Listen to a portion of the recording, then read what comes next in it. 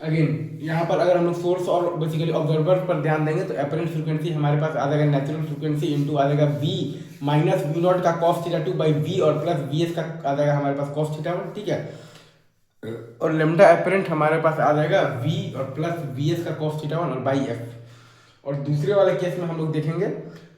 तो apparent frequency आ जाएगा हमारे पास natural frequency into v minus we naught का cos theta two by we और प्लस आ जाएगा वी एस का कॉस थीटा वन, ठीक है। और लेमडा अपरेंट हमारे पास आ जाएगा वी प्लस वी एस का कॉस थीटा वन और बाई आ जाएगा हमारे पास एफ आ जाएगा, राइट। पहले केस में हमारे पास अपरेंट फ्रीक्वेंसी आ जाएगा natural frequency into v minus we naught का cos theta two by v plus V S का कॉस थीटा वन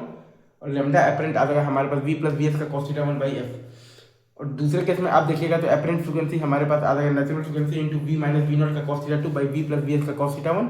और लेमडा अपरेंट हमारे पास आ जाएगा वी प्लस वी एस का कॉस थीटा वन और बाई आ जाएगा एफ, ठीक है।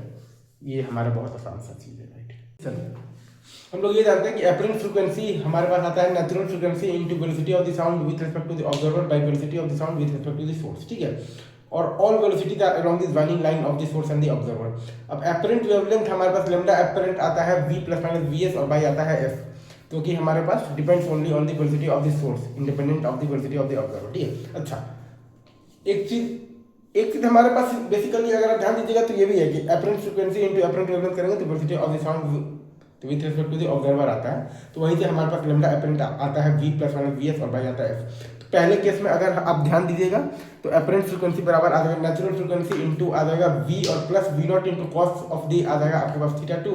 By v minus v s into cos of the आ जाएगा आपके पास थीटा वन और लेमडा अब मतलब कि अपरेंट आपके पास आ जाएगा v minus v s cos theta one by f, ठीक है। और दूसरे case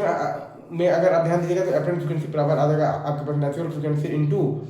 v minus we naught into cos theta two और by v minus v s into आ जाएगा आपके पास कॉस ऑफ दी आ जाएगा आपके पास थीटा वन और लेमडा अपरेंट आपके पास आ जाएगा v minus v s of the cos of the आ जाएगा आपके पास थीटा वन और बाई आ जाएगा f। बस ज्वाइनिंग लाइन का ध्यान रखिए और वेवलेंथ ऑफ फ्रीक्वेंसी लिखना चाहिए, ठीक है।